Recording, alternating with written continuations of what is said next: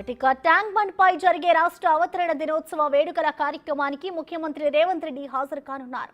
తెలంగాణ సంస్కృతి సాంప్రదాయాలతో కూడిన కళా ప్రదర్శనను రాష్ట్ర ముఖ్యమంత్రి వీక్షించనున్నారు. రాష్ట్ర సంస్కృతి సాంప్రదాయాలకు అడ్డం పట్టే విధంగా చేనేత వస్త్రాలతో పాటు పిండి వంటలను అందుబాటులో ఉంచుతారు. ట్యాంక్ బండ్ పై 80 ప్రత్యేక స్టాల్స్ ను అధికారంగా ఏర్పాటు చేసింది. ఇక దీనిపై మరిన్ని వివరాలు మా ప్రతినిధి రామ్ ప్రసాద్ అందిస్తారు.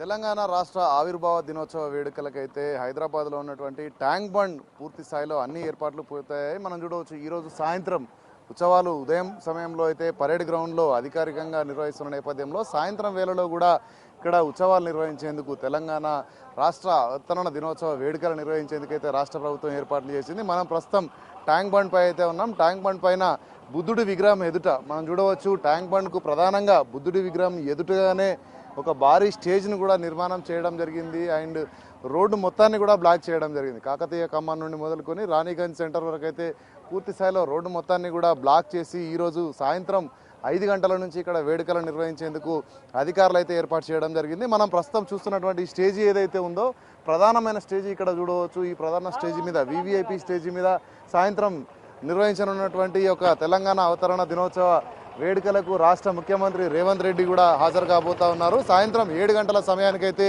రాష్ట్ర ముఖ్యమంత్రి రేవంత్ రెడ్డి ఈ యొక్క తెలంగాణ సంస్కృతి సాంప్రదాయాలకు అద్దం పట్టే విధంగా ఏర్పాటు చేసినటువంటి అవతరణ దినోత్సవ కళా బృందం వేడుకల కార్యక్రమానికైతే హాజరు కాబోతా ఉన్నారు. ఈ కార్యక్రమాలన్నింటినీ కూడా పూర్తి స్థాయిలో విజయవంతం చేయడమే లక్ష్యంగా అధికార యంత్రాంగం అయితే ఇక్కడ భారీ ఏర్పాట్లను చేస్తుంది. మనం ప్రస్తుతం ఇక సభా వేదికను కూడా పరిశీలిద్దాం.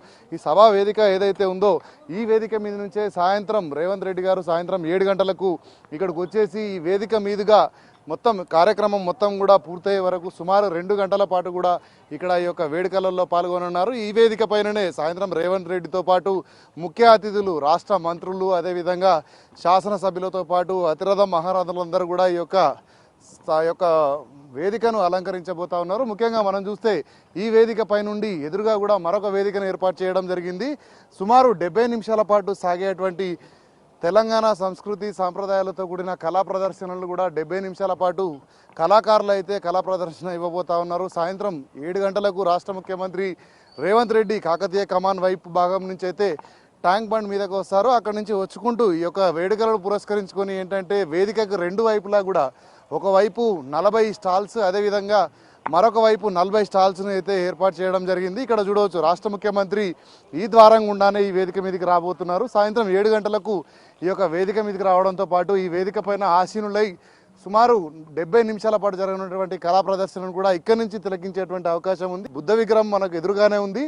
బుద్ధ విగ్రహంపై అయితే లేజర్ లైటింగ్ షోను కూడా ఇక్కడ నిర్వాహకులు ఏర్పాటు చేయడం జరిగింది. సాయంత్రం 7 గంటల నుంచి అయితే లేజర్ లైటింగ్ షో కూడా ఇక్కడ నుంచి వచ్చినటువంటి అతిథులందరూ కూడా అక్కడ బుద్ధ విగ్రహం దగ్గర, అంతేకాకుండా మనం ఆ పక్కనే చూసినట్లయితే పీపుల్స్ ప్లాజాలో కూడా లేజర్ లైటింగ్ షోను ఏర్పాటు చేస్తూ ఉన్నారు. మనం మరొక ప్రాంతం చూసుకున్నట్లయితే సంజీవయ్య పార్క్లో కూడా లేజర్ లైటింగ్ షోను సుమారు 5 ప్రాంతాలలో ఇటు కాకతీయ కమాన్ వద్ద కానీ అదేవిధంగా ఇటు రాణిగంజ్ చౌరస్తా వైపు అదేవిధంగా ఇక్కడ సంజీవయ్య పార్క్లో పీపుల్స్ ప్లాజాలో బుద్ధుడి విగ్రహం ఎదుట కూడా 5 ప్రాంతాలలో అయితే లేజర్ లైటింగ్ షోలను నిర్వహించేందుకు ఏర్పాటు చేసేందుకు ఇప్పటికే యంత్రాంగం అయితే పూర్తి ఏర్పాట్లు చేసింది. అంతేకాకుండా లేజర్ లైటింగ్ షో పాటు రాత్రి వేళలో ఈ కార్యక్రమం జరుగుతున్న నేపథ్యంలో ఫైర్ క్రాకింగ్ సంబంధించినటువంటి షోను కూడా ఏర్పాటు చేస్తున్నారు. ఫైర్ క్రాకర్స్ను కూడా బుద్ధ విగ్రహంతో పాటు పీపుల్ ప్లాజా సంజీవయ్య పార్కులలో క్రాకర్స్ను కూడా పేల్చి తెలంగాణ రాష్ట్ర ఆవిర్భావ దినోత్సవ సంబరాలను ఘనంగా నిర్వహించేందుకు ఇప్పటికే రాష్ట్ర ప్రభుత్వం ఆదేశాల మేరకైతే ఇక్కడ యంత్రాంగం అన్ని రకాల ఏర్పాట్లు చేయడం జరిగింది.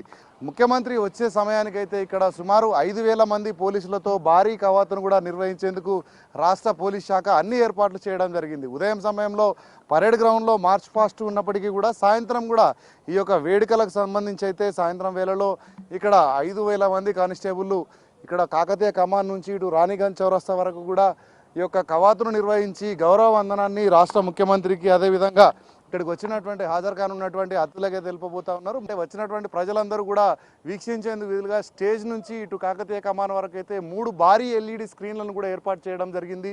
మనం విజువల్స్ ద్వారా చూడొచ్చు. భారీ స్క్రీన్లను ఏర్పాటు చేసి ఇక్కడ జరుగుతున్నటువంటి కళా ప్రదర్శనలు, ట్యాంక్ బండ్ పొడుగుతా ఉన్నటువంటి ప్రజలందరూ కూడా ఎక్కడి వారు అక్కడే నిల్చొని కూడా ఈ యొక్క కార్యక్రమాలను వీక్షించేందుకు వీలుగా అయితే ఒకవైపు 3 LED స్క్రీన్లు, మరొక వైపు 5 LED స్క్రీన్లను అయితే ఇక్కడ అధికారులు ఏర్పాటు చేయడం జరిగింది.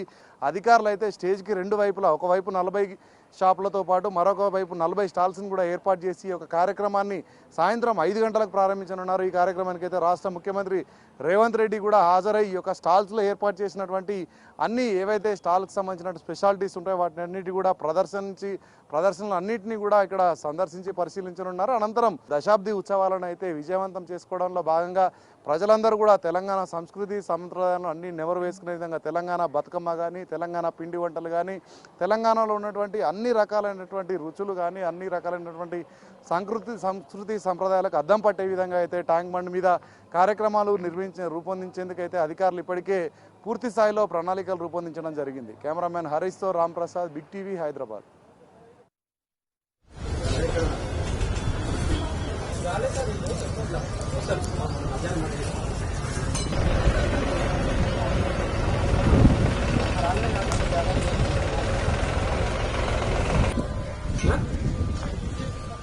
నెంబర్ ఉందా ఒకసారి